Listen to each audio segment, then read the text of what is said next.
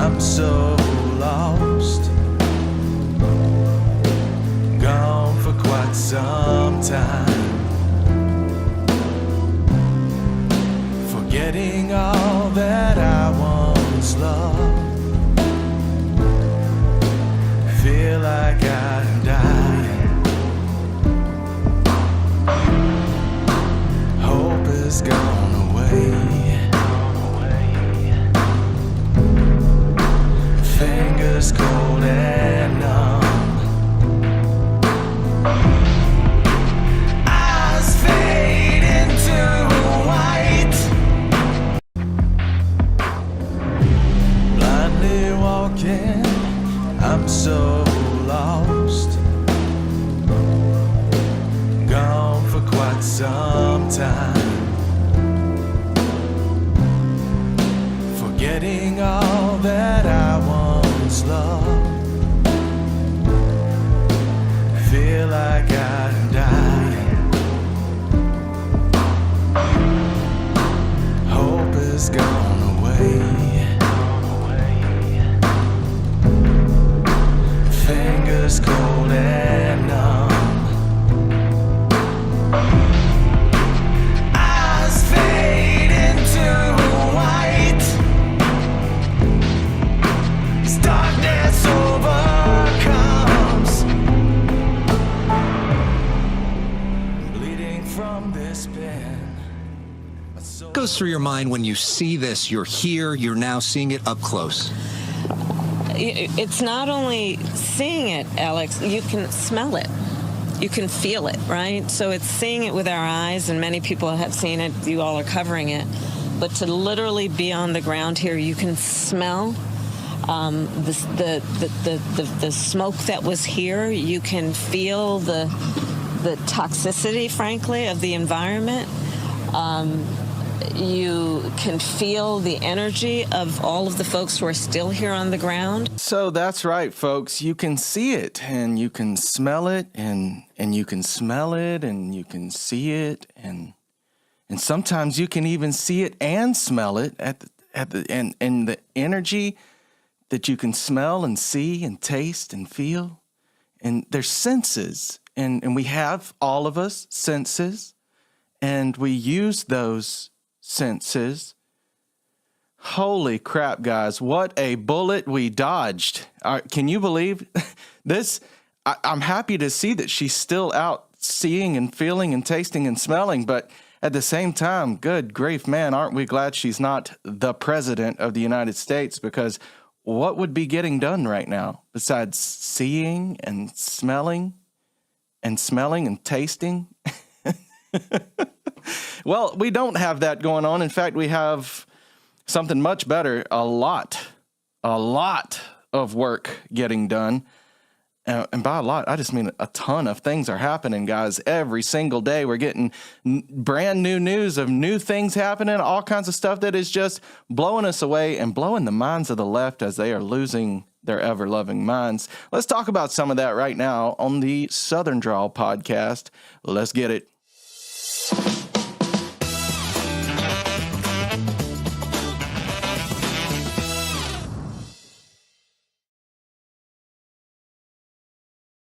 So, like I said, many good things happening. Some of the recent headlines we're going to talk about briefly here.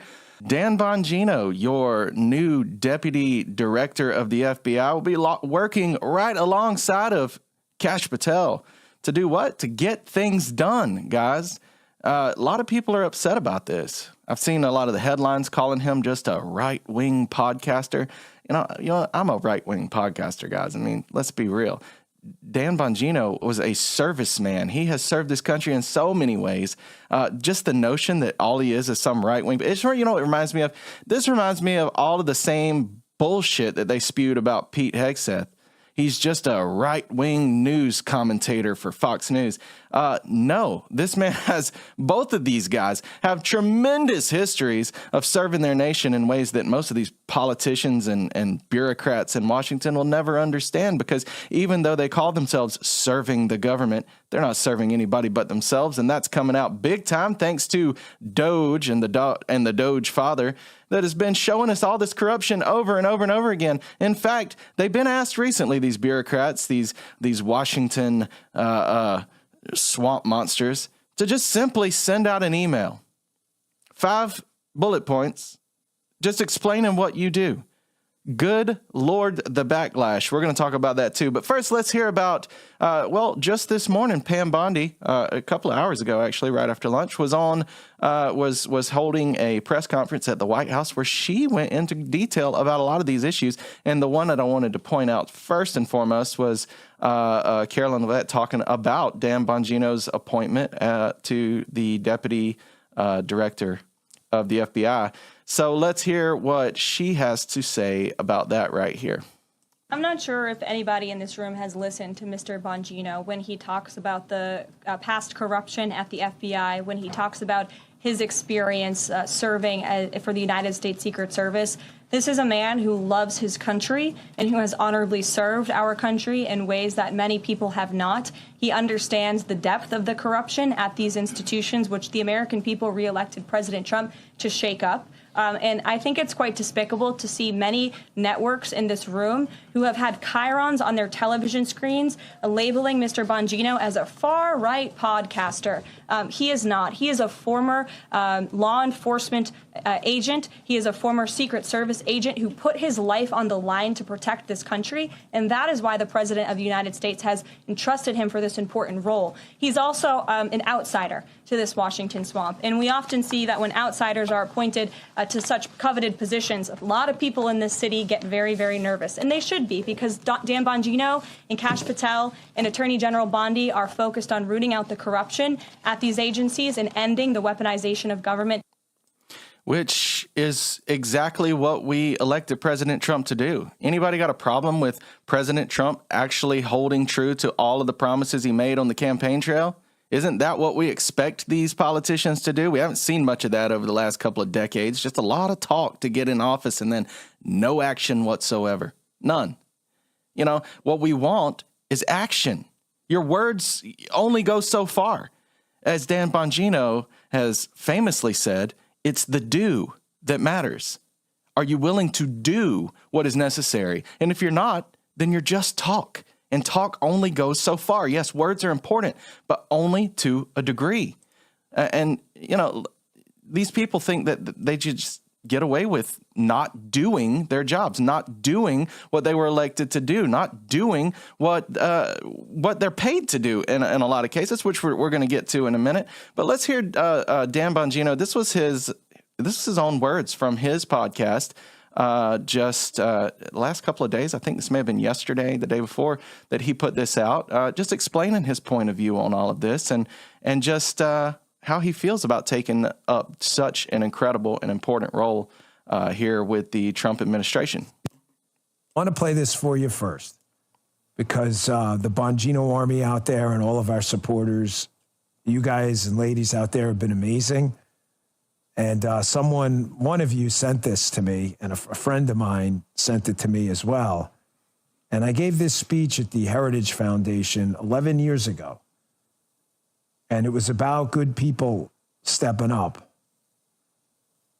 Not just me. It's not about me. It's about a bigger vision. I want you to listen. It's about a minute and a half of it, but it's worth your time. Check this out. We can fix it, though, folks, and I think it's going to take some good, passionate people going forward. And I think it's going to take more people to speak out. I think right now there's a crisis of internal leadership. I think people during a recession are afraid to leave, but I speak to people all the time on my cell phone, on the inside, who are just as frustrated as I am, whether from the military or anywhere else. And I think it's going to take just a tidal wave of people speaking out to really create some effective change. What a good point. And it's been a tidal wave, as we've seen, a major tidal wave of good people. This is literally has to be, I mean, as I think back, this has to be the best just panel of people, the best cabinet of servants for this country that I think have ever been in the White House, ever been employed under an administration since I've been alive. So the fact that they're doing what they told us they're going to do, this is the only thing that people are angry about. They're angry about this. They're angry because there's actually action being taken. It's not little micro steps towards a goal. No, it is fast moving. It is in your face, and it is getting things done, guys. This is amazing stuff. Let's hear from. Let's keep listening to Dan here. This is really hard for me, folks. I hope you understand. We spent a long time building this. Me, my wife, Guy, Michael, Justin, Jasmine, Evita. My wife and I started doing this show, and it started in a basement. It was me, Joe, and Paula. That was it. We started doing the show, and Paula was putting together show clips for me. We never expected it to become this massive live stream and podcast and radio show. We never expected it. I knew you guys were going to be there for us. So to walk away from it, yeah, it's not easy. And forget like money and all that other crap. That doesn't gives a damn about any of that stuff. We'll figure that out later, but I'm not going to tell you as an audience what's been one of our just bedrock principles of this Bongino army out there and this people, this massive audience we've had. What's one of the bedrock principles, right? The do matters. We've talked about the do. You can talk all you want. I tell you all the time, I don't feel like I have a real job. I don't feel like, I feel like you guys are the ones out there getting your hands dirty. The truckers, the cops, the pilots, the architects, the men and women in our military. I appreciate everything, but if the do matters, I'm not going to sit here as a commentator, talking head, whatever dopey title we have. I'm not going to sit here and tell you the do matters and then sit on my ass when an opportunity comes to do the right thing and not only talk about everything we wanted to change, but actually change it. There are a lot of people listening today, and I hope you understand that. I want to address something too. I know, New York Times and others, of course, are all of the attack pieces start already, which is fascinating from these two who were on the wrong side of the truth when it came to the collusion hoax and others. I don't think they understand what it's like to commit to service, not partisan service, but service. I get it if you were a political opponent of mine that has been involved with proudly celebrating a weaponized justice system, how you don't understand how a guy like me who discusses partisan content in an opinion show can go and do a unquestionably nonpartisan job. I'm going to ask you a simple question. Have you seen what I did before I came here? I'm committed to service. People play different roles in their lives. Yep. People are dads. People are soccer coaches. People are cops and military officers and military enlisted people. People are carpenters. People are plumbers. We play different roles in our life, and each one requires a different skill set. I've been there. I know what this is like.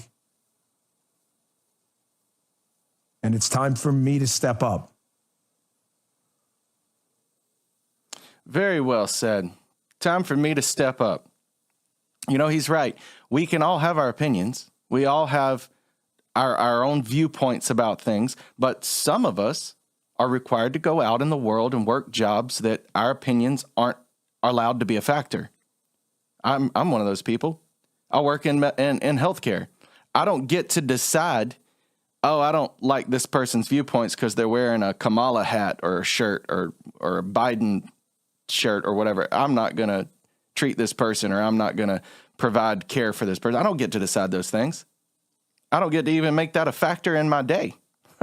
No, but I do get to come home and participate in this, which is something I'm building that I believe in, that is my opinions, my viewpoints, And I get to share that with you guys. I get to exercise my First Amendment rights to do that.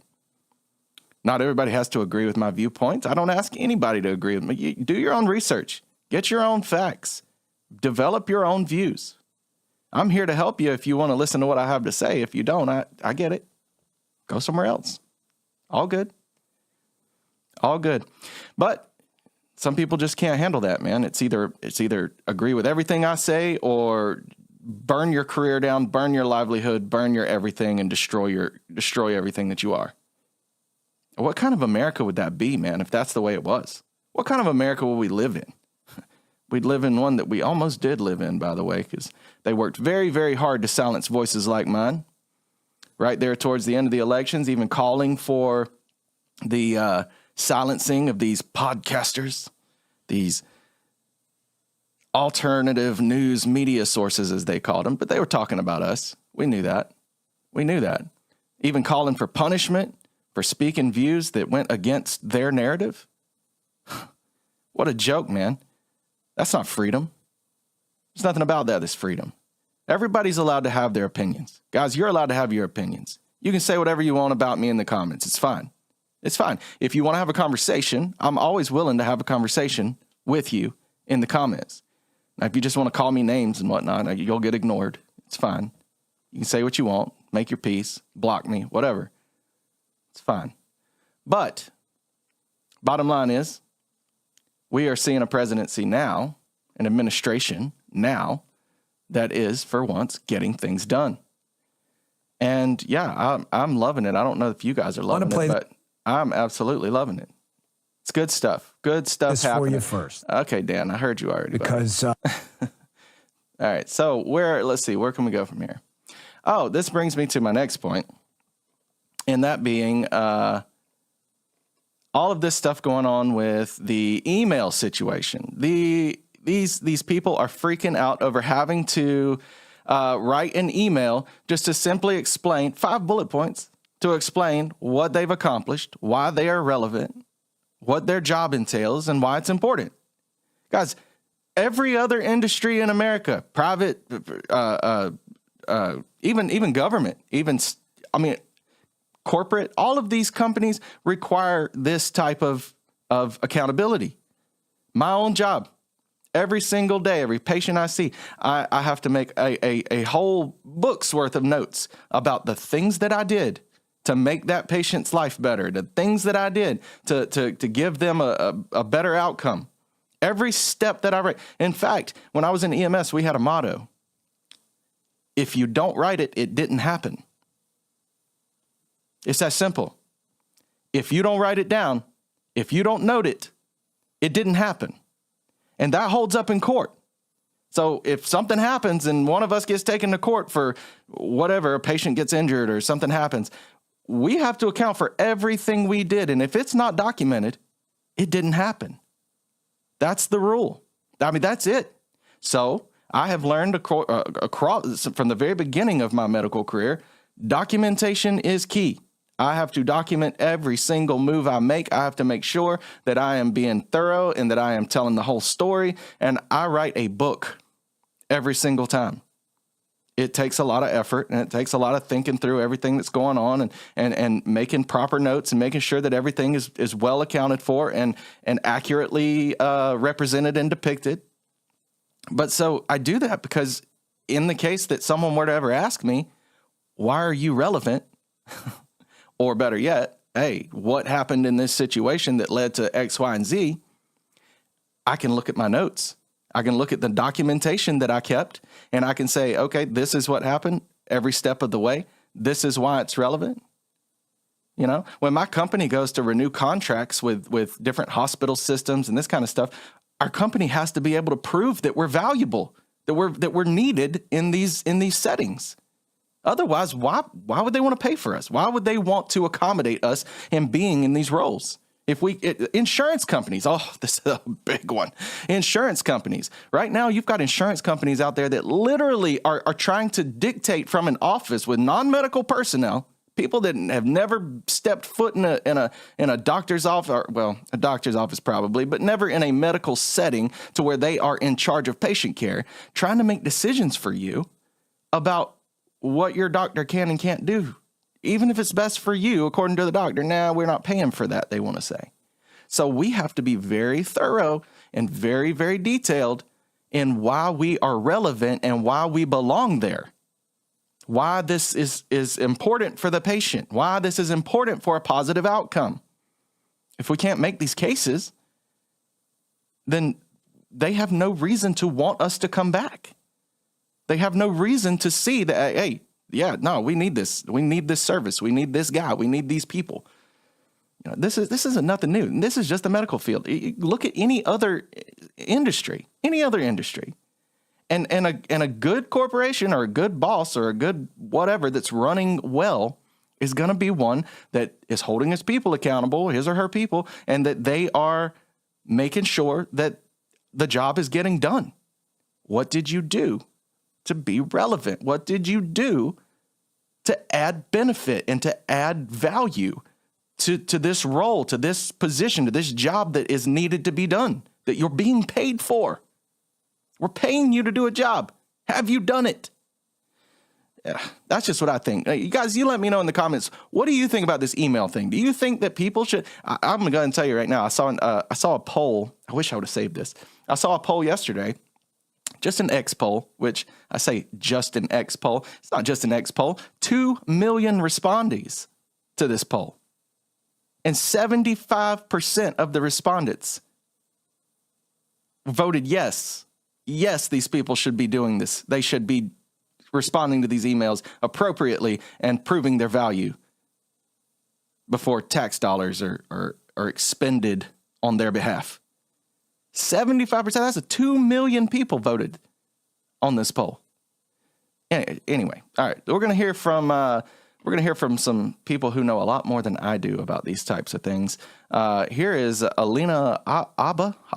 I don't know how she pronounces it. Forgive me if I screwed that up. This is her talking to some reporters about this very same situation. So let's hear from her. Clarify for federal workers who might be confused who to listen to, since Elon Musk's post is different from what OPM sent out? I don't think it's, look, here's the reality of the situation. There's one person we're supposed to be listening to, it's President Trump, and what the American people mandated, which is what we're doing. People need to be accountable. You need to be able to answer the question. You couldn't answer it yesterday, you have till today. But the reality is accountability is real. I can't not show up to work every day. I have to answer to the president. And by answering to the president, I answer to the American people. It's very simple. Would you want to pay somebody to do a job and they don't show up to work? I don't think so. I could Exactly. name 5 things, 5 bullets, in about 5 minutes of me coming into the office every day. If you struggle, That's a good point. That's really not hard to do. I mean, if you know your job and you know what you're doing, you have full understanding and you know you're valuable to your position, it shouldn't take you 5 minutes to draft a quick 5 bullet point email. I came in, I started this, I addressed these issues. I started a new email chain to get questions answered on these particular topics. We started working on cutting down expenses by doing a couple of these things. I mean, this isn't hard stuff to come up with. The fact that there's so much pushback on it just shows just a lack of accountability altogether, just this lack of give a shit, right?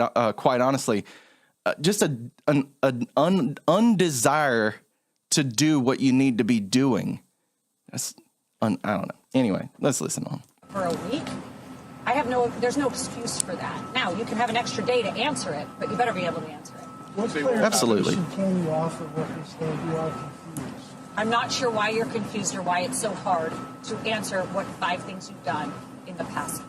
And what do you say to departments that have told their employees who don't have done this? I think that there's reasoning behind that. You have to understand some of these departments, obviously, we work with top secret information that perhaps you're not supposed to disclose. There's a lot of complications that I'm not going to get into, but there's no question that every single cabinet member, every single person that was put into this administration wants the American people working, wants people back to work, wants to stop the Zoom calls, and wants to stop people from double dipping and having two jobs when taxpayer dollars are paying for you to come to work. Is the White House investigating any of the That's a question for Doge and DOJ. Are White House staffers included in the ask by Elon Musk? Did you turn in 5 things to President Trump that you did? I received an email. President Trump knows what I do every single day. So for me to answer that email is incredibly easy. Frankly, the American people see what I do every single day. So it's just such a non-issue. Think about the fact that we're having a look at all of you standing here asking me why people are upset to answer to their boss, the American people, and the President of the United States, what you've done at work. What a ridiculous thing. I mean, it's as ridiculous as us having to say that boys can't play in women's sports. The fact that we are wasting American taxpayer dollars to even have to correct this is insane. Absolutely. In order to fire people who don't answer. Firing people has been happening. It happens in every job. Is it outrageous to you that we're firing people? I mean, PPO has fired tons of people. Each department has fired tons of people. If you're not on an American first agenda, you're not here. But will they be fired if they don't? Just to be clear, will they be fired if they don't respond? I think the president's still going to refer to his statement. You will be held accountable. You will lose your job if you are not working. What the OPM had said, I believe it was days afterwards, so you're not afterwards, but a failure to respond is not on. Listen, it's like any job. We're going to ask you what you're doing. Each department is in charge. We have to look at what everybody's doing. You want to say that we're just going to go in and do something careless? No, we don't do things carelessly. But we are asking people to show us that you are working. And what's going to happen to the message? Will a higher up evaluate the message and see whether this person is being effective and constructive that week, or is just a must respond to show that you exist? I think every department will handle it in a coordinated effort, but the mandate is real. You have to show for it. Will it take staff time to read them? Of course, it takes people's time to read them. We're not asking them so that we put them in a wastebasket. We're asking because we want to know. I don't ever. You know me better than that. I don't speak for the president ahead of him. The president will speak for himself. And lucky for everyone in America, President Trump is on the news every day answering questions whenever you guys want. I think that's something that we really have to say, look, there's transparency like we've never seen. And that can cause confusion for people. I understand that. But just know that while we are being absolutely transparent, these are intricate things that we're dealing with. And there are teams of people coordinating, working together to make sure we make this country better. Thank you so much. She's not wrong. You know, Trump's on the TV every day. If that's not just absolutely a welcome change to the way our country's being ran for all of you guys, I mean, we went months without hearing a word from the Biden administration. I have no idea what's going on. No accountability, no questions asked. It's just he's just doing things, or somebody was, and we weren't allowed to know. We weren't allowed to get any info on it. So the fact that they do this stuff every day, and it's not just Trump, man. It's her, it's Caroline, it's all of them. Even Hegseth was on just the last couple of days. He was holding a big press conference and answering questions. I just find it ridiculous that these reporters will stand there and literally ask the same question over and over and over. Are these people going to be fired if they don't show up? You heard what Trump said. Yes, it's probably going to be fired if you don't. There's going to be accountability. Well, if they don't show up, though, will they be fired? Listen, you can ask the question 15 different ways, but the same question being asked over and over is going to get the same answer. That's another thing I love about this administration. They're not bending to this bullshit, and they're not falling for these little word traps these reporters think that they're going to get these people in. It is not working at all. Let's listen to Caroline here as she talks about the same issue, the same thing, and she will be asked the same question over and over, unfortunately. I can talk about this idea.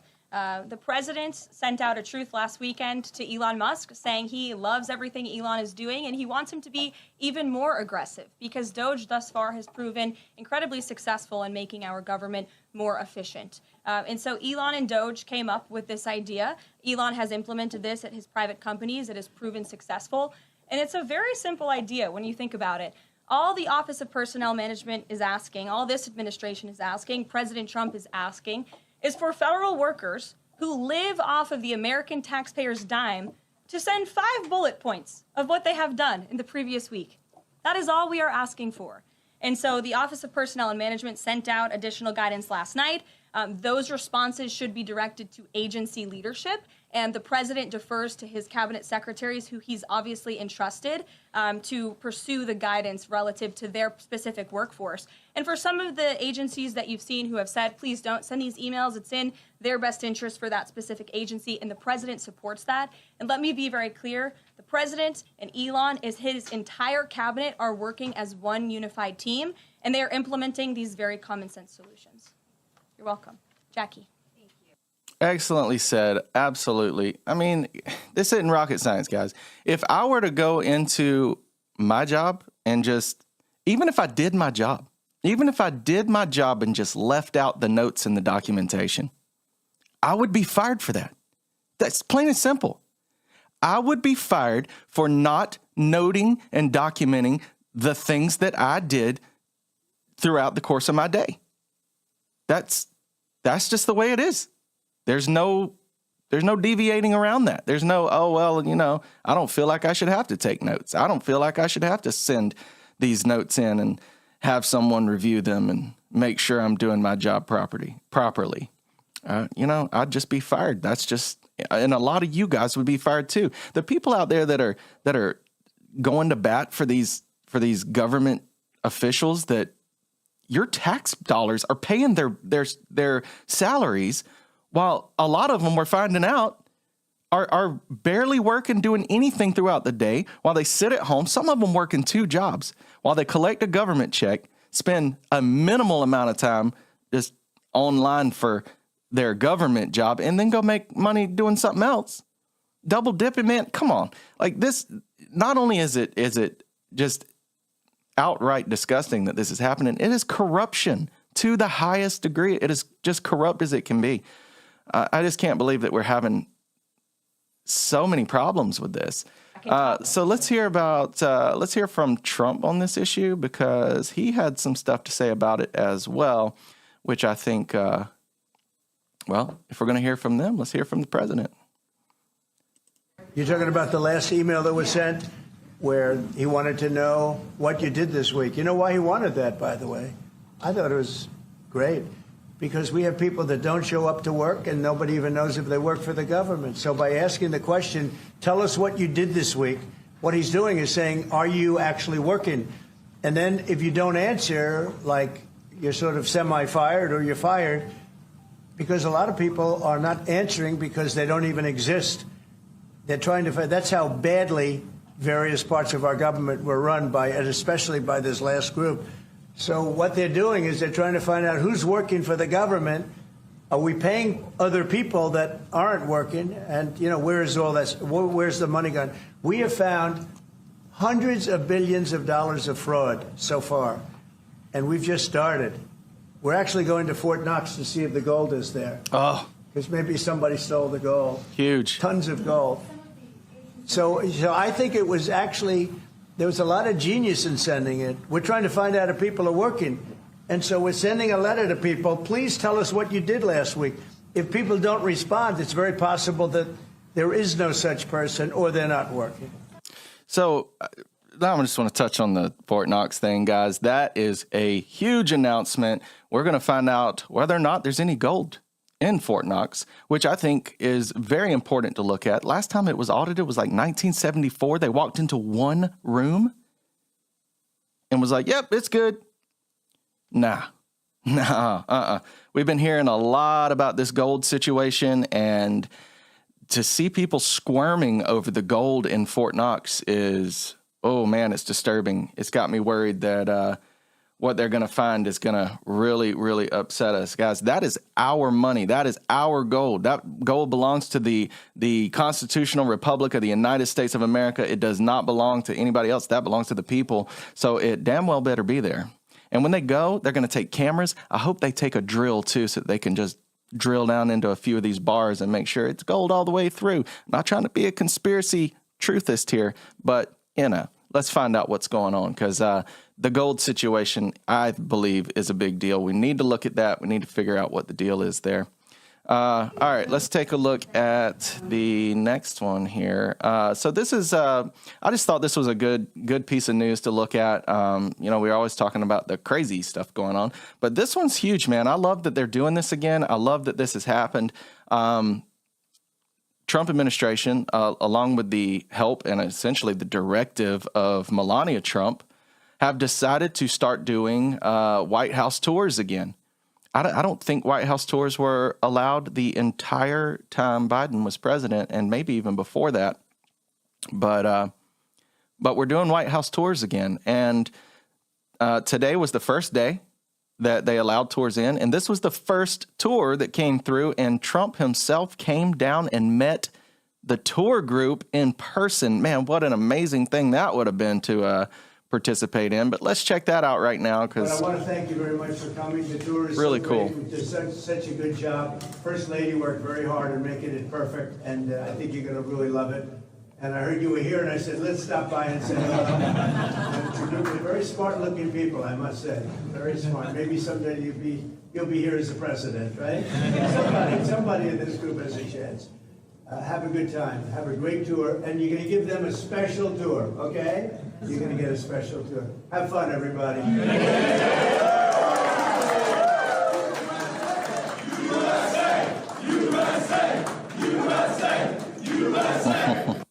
Really cool there, guys. That was a good one. I love that they're doing that. I love that they're giving time to the American people, letting people come in and be a part of those buildings. We pay for those buildings, man. Those are our buildings. We should be able to go in there and check that out. So in another crazy little thing going on right now, I don't know if you guys have checked this out, but I have personally tested this one myself. And Apple, we got some questions for you, man. Questions for you, Apple. Now, I saw this first. Alex Jones was promoting this morning, and I thought, come on, man. Really, is that really true? I mean, maybe it's just her phone having this problem. Maybe it's just an issue with her phone, right? Now, no. You can try this at home. I'm hearing that it doesn't work for everybody's phone, but it damn sure works for mine. It turns out if you pull up a text chat on your phone, and you go down to the little voice recorder option, and you press that voice recorder button, and you say the term racist into the phone. The very first words that'll pop up on there, the very first word, comes up as Trump, and then quickly flashes to racist.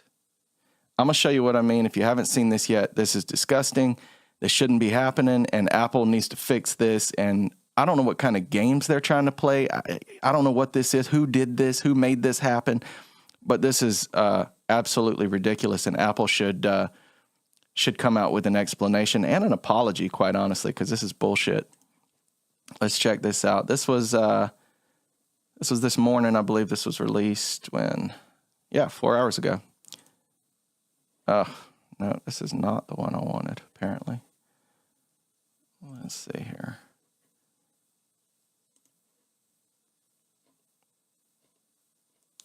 Okay, here we go. A little brainwashing. That was Sean's turn for it. He's absolutely right. This is incredible. You see more and more of this type of stuff. Charlotte, show people what you just discovered. So if you do voice note to text and you say racist. See that? Racist. Ooh. Let me get it closer. Show people they can see that. That is insane. This is an Apple. Racist. Wow. Yeah, my phone does the same. You hit this voice note here, record your voice down here. Uh-huh. And you say racist. Wow. Can you fucking believe that? Now, here's the deal. Remember what Google did for 2 months after Trump got shot? They wouldn't even let you search it or find it. ChatGPT wouldn't let you do it. That's what Professor Epstein calls it, a subliminal programming. And they also do it with headlines that'll say something that's not true, but when you click it, it's a different article, so that they can't basically get caught doing it. You can go test this out. It'll work on your phone too, if you have Apple. Wow. It does on everyone's phone. Just try and get your phone. Let's see if it works. Here we go. Let's see it. Wow. Here, Charlotte. You focus on it. It's going to go mega viral. Hit the right down there and say racist. Racist. Do it again. Racist. Racist. Racist. It did You saw it do it? Racist. Wow. Racist Trump. Wow. Wow. Okay, folks, this is absolutely insane. Out of control. Follow me at Real Hawk Jones. We'll be live 11 a.m. Central covering this. This is ultra massive. We'll get some HD screenshots of this for you as well. Yeah, so I tested it out, guys, and it absolutely does. It does exactly what they just showed you on my phone. Oddly enough, when I did it on my phone, it also came up with YOU first and then put up racist. I'm like, you've got to be kidding. They're calling me a racist. These pieces of shit. But most of the time, it comes up Trump every single time. Trump, racist. Trump, racist. Every single time. So I don't know what's going on, Apple, but you really, really, really should explain yourselves. And quite honestly, Apple has put out a response to this. See if I can find that. Yeah, Apple put out a response to this earlier today. That might have been the first one that I pulled up a second ago. Oh, yeah, it was. So check this out. This says, Apple says it is addressing the issue as iPhone voice to text feature periodically shows Trump when user says racist. So yeah, this is definitely an issue. Apple does know about it. Apple is supposedly addressing the issue. But my question is, why is this an issue at all? What happened to make this happen? I mean, someone had to have gone in and programmed this and embedded this in somehow. Some programmer somewhere did this. And if you're addressing the issue, it is not just good enough to remove that from being a feature and remove that little glitch. There needs to be accountability. Keep coming back to that word, accountability, accountability, accountability. Why do we keep coming back to that word so much? Well, because there doesn't seem to be any, hasn't been any for a long time. And now that there is accountability is being pushed big time, you're having meltdowns. Meltdowns all over the place. And it's ridiculous. It needs to be sorted out. This stuff needs to be fixed. Now, I'm gonna touch on one last issue here, guys. One last issue, and I want you guys to weigh in on this one. This one's still new, still fairly new here. Not a lot of information out about this one yet, so I'm not jumping to conclusions, not jumping the gun. And that's relevant. You'll see why. Anyhow, so Trump administration has campaigned on restoring our Second Amendment rights and protecting our Second Amendment freedoms, that our Second Amendment rights will not be infringed upon, right? Will not be infringed. Shall not be infringed, I believe is how it reads specifically. But today I ran across this post. I don't know exactly when this conversation took place. I've been trying to figure that out. I haven't been able to figure it out. Trump and Pam Bondi speaking about Second Amendment issues here. And specifically, it sounds as though Pam Bondi is suggesting or proposing red flag laws for the federal government. Red flag laws on a federal level, rather, I should say. Red flag laws. Now, I know Pam Bondi did support red flag laws here in the state of Florida. It's one of the only things that I hold against Pam Bondi. I actually love her for everything else she's done, but that's one issue her and I just don't agree on. I just don't agree on that issue. I'll tell you why, but I want your opinion as well. So feel free to jump in and throw your opinions in the comments, your thoughts on this issue. But let's just hear what they have to say about it first. Like I said, this is still brand new. There's still a lot that needs to happen, and we need to get more information before we jump to conclusions. But it is being talked about, and so that's why I wanted to bring it up. As you know, here at Southern Drawl Podcast, we are big proponents for the Second Amendment and for the Second Amendment freedoms, as well as the First Amendment. So when I see what appears to me to be an avenue for infringement, and understand, Bondi, and even if Trump's on board with this, Bondi and Trump probably have the best of intentions with what they're trying to accomplish here. But research needs to be looked at in depth, because so far the research on these issues is not very promising on the red flag laws. Let's hear from them first, and then we'll jump into some of that. We've been rewriting it, and we are going to bring in something called the Gun Violence Restraining Order. So if someone is civilly committed, typically you can hold them for up to 72 hours, but people are getting out within 24 hours, the majority of them. So what we want to do is let law enforcement come in and take the guns. Good. They're a danger to themselves Which you can't or do others. right now. Well, because without being adjudicated. So because they're a danger to themselves. You want them to take the guns and when they are not go committed. through 6 months of legal trials and everything Exactly. else. But we also have to give the mentally ill the due process in which they deserve, President. So what we're doing is they're going to be able to take the guns when they're taken into custody or into the hospital, and then when they're released within 24 hours or 72 hours later, typically it's 24 hours, but law enforcement will have 72 hours to determine whether they should give those guns back, or they can go to a judge and say, Your Honor, please keep these guns. We feel this person is still a danger to himself or others, whether So they're this in or would out not of have custody. worked the way it's currently constituted. This would not have worked with Cruz as it's currently constituted. As it's currently written. So you're going to make changes? We're going to make changes. So this is not currently constituted. In other words, it's not currently supported by the Constitution. So we're going to make changes?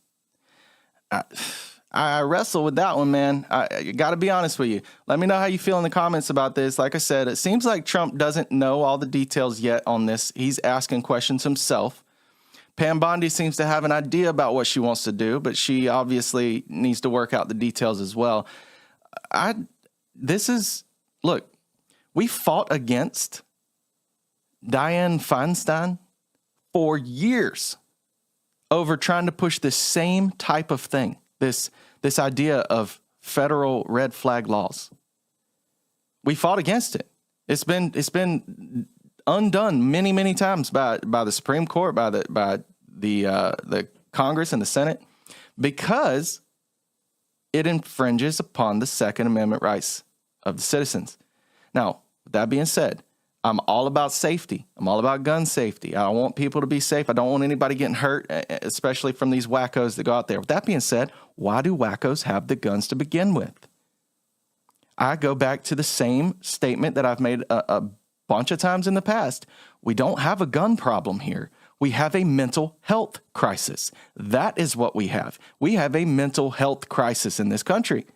Not just this country, but specifically, we do in this country have a mental health crisis. Maybe we address that first. You know, I mean, that seems to be one of the bigger issues. This is kind of like when the abortion argument comes up and they run straight to, well, I heard yesterday, someone advocating for abortion saying, I just feel so bad for that 12-year-old that needs that abortion. Why don't you feel bad for the 12-year-old that finds herself in that position that needs an abortion? Why don't we address the issues that lead to a 12-year-old needing an abortion? Like, that's the issue. Not whether or not we can go that extra. No, the issue is, why are we finding ourselves in this position? Why don't we address the root cause of the problem, which is mental health in this particular case? Mental health is the issue. Now, I want to read to you guys a little bit about what I have found on this whole red flag law issue, because I wanted to do some research on it and really try to understand it before I talked about it.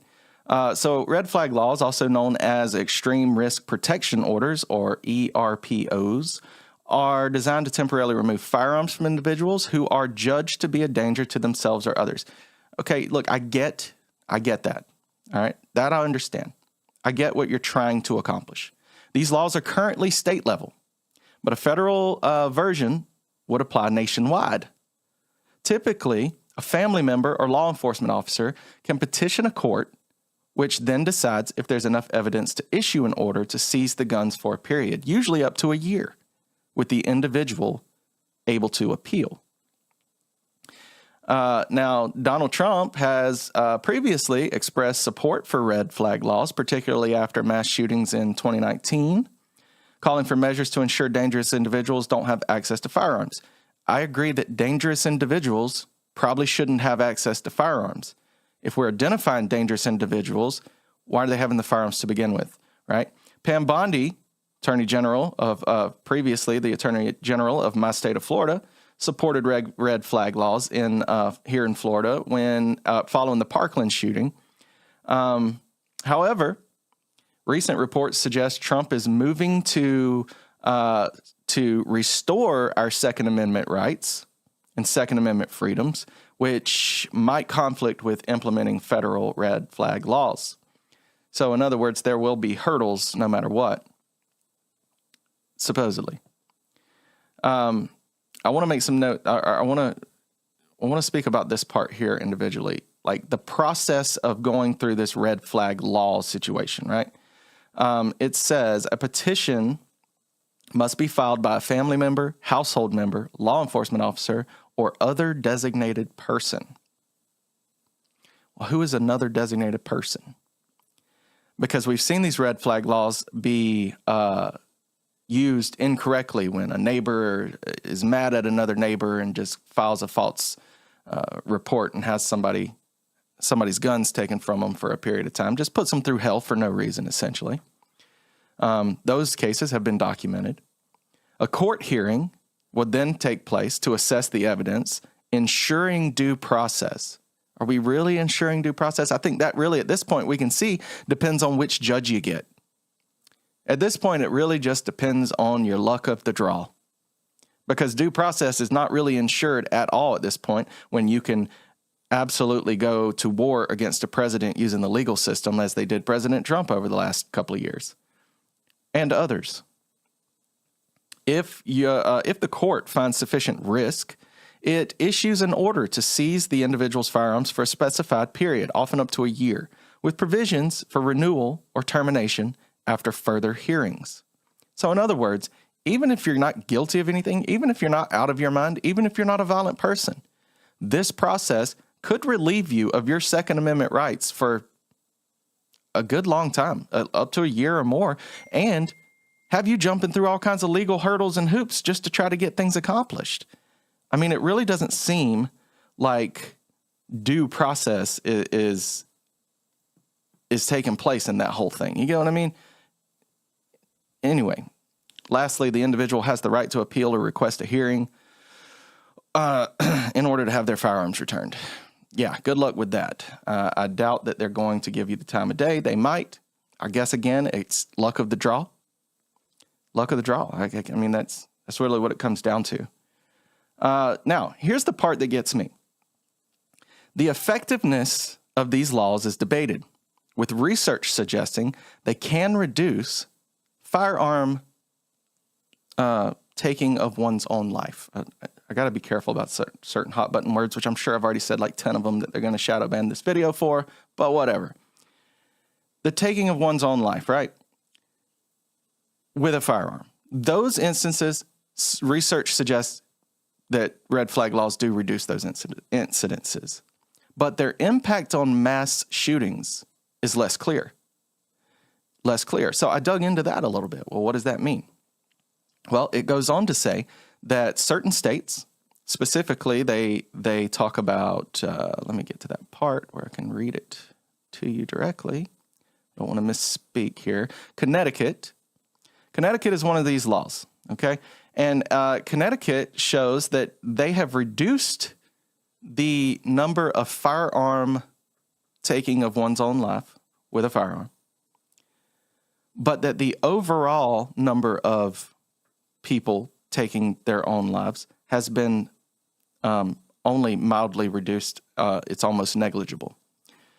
Another state involved in these red flag laws, there are actually 21 states, by the way, 21 states, and D.C. itself has these laws in place, Florida being one of them. Let me find that other state. I think it was, I wanted to say Indiana. I'm having trouble finding it. Let's see. Oh, I haven't gone down far enough. All right, here we are. So Indiana, research showed a 7.5% decrease in taking one's own life with a firearm after enacting a similar law. However, despite that reduction, overall incidences remained unchanged, indicating that individuals may have substituted other methods. Connecticut says that they did have a 14% drop in firearm-related incidences of taking one's own life, with only a 7% reduction in overall incidences. Mixed results. A meta-analysis of red flag laws and related gun control measures found consistent reductions in firearm taking of one's own life, but inconsistent effects on total incidences. Some studies show a net decrease, while others suggest substitution offsets the gains.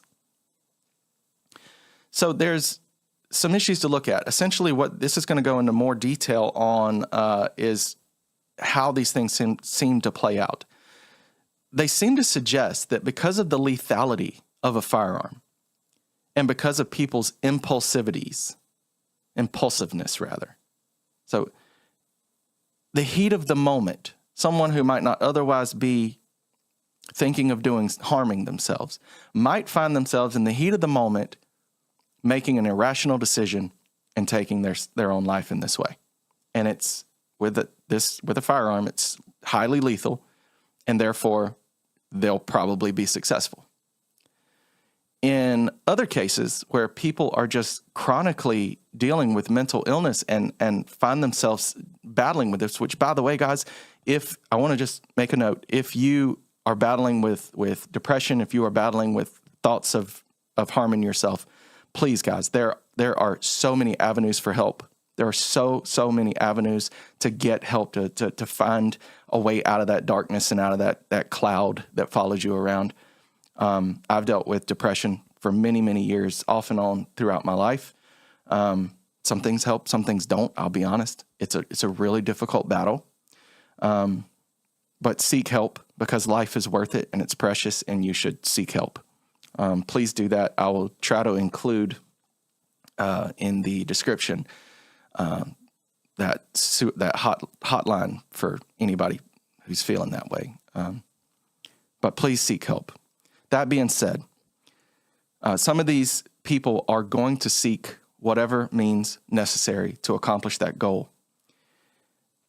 The literature seems to suggest, and a lot of these proponents for these red flag laws suggest that, yeah, they may seek other ways, but at least without the lethality, that high lethality of a firearm, maybe they won't be successful. Maybe they'll fail at doing this. Maybe they'll be found in time to not die, essentially.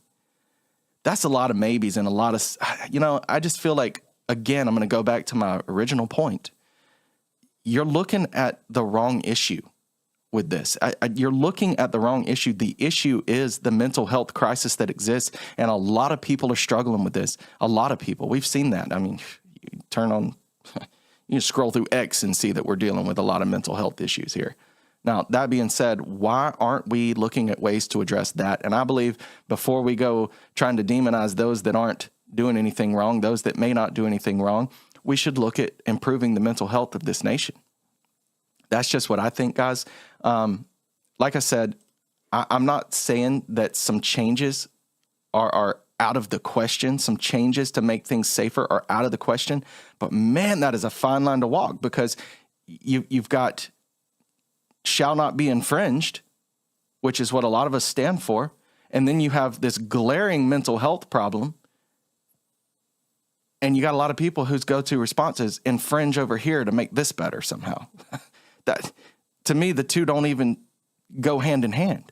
With that said, I want to jump back one more time just to cover this last point. The mass shootings. In all of these studies, mass shootings have been unaffected by red flag laws, have been just almost completely unaffected. Why? Why is that? Because they tell us we need these red flag laws in place to prevent these mass events, right? These mass casualty incidents. Well, but they don't have any bearing on these incidents. And I'm going to tell you why. Because most of the time, literally 99% of the time, when these incidents take place, the person using the firearm did not obtain that firearm legally anyway. They didn't. And to say that firearms are the reason for these mass casualty events, absolute bullshit. You can look on X, you can look on the news, you can look on world news, you can go to news headlines, wherever you get your news. And if you're scrolling over the last month, you can see count after event over in Europe, unfortunately, over in the European areas where they don't have firearms or access to them, and yet they are carrying out these very horrific events, these terroristic events where people are being hurt in mass. They do it with a blade. They do it with a car. We've seen that here in the U.S. where somebody will just run a car through a crowd of innocent people. I mean, the point I'm trying to make is you can take the guns away from law-abiding citizens, but people that are intending to break the law aren't going to heed that in any sort of a way. It's not going to affect the outcome as far as keeping them from trying to hurt people. Their goal is to try to hurt people. And if their goal is to try to hurt people, because again, mental health problems, or in some cases, ideological issues, those people are going to find a way to do that. And disarming law-abiding citizens who could provide aid in that situation, who could come to the rescue of the masses, just leaves everybody a victim, guys. Anyway, that's what I think, guys. Listen, let me know in the comments. What do you think about this? Like I said, it's still a newly developing thing. You've heard my take on it, and I don't know all the details. I'm still trying to understand. As you can see, I've been reading. I've been trying to understand all the ins and outs of this whole thing, reading some of the different studies that have been done on it. My feet aren't set in stone on it. I just want to know, what is the best course of action here? What do you think it is? Should we just do federal red flag laws? We've got red flag laws here in Florida that I completely disagree with, honestly. But again, that's just my opinion. You guys are welcome to your opinion. I'd love to hear what you have to say about it. Hopefully, whatever they decide, it's going to be something that upholds freedom, upholds the Constitution of the United States, and does what's best for all of Americans here. Hopefully, we get to working towards a better, healthier, mentally healthier United States of America, because we need that, guys. That's what I think. Leave your comments in the chat. I'll chat with you. Be respectful. Otherwise, I'm just going to scroll on past you because, trolls will be trolls. That said, guys, until next time, be free, be blessed. Peace.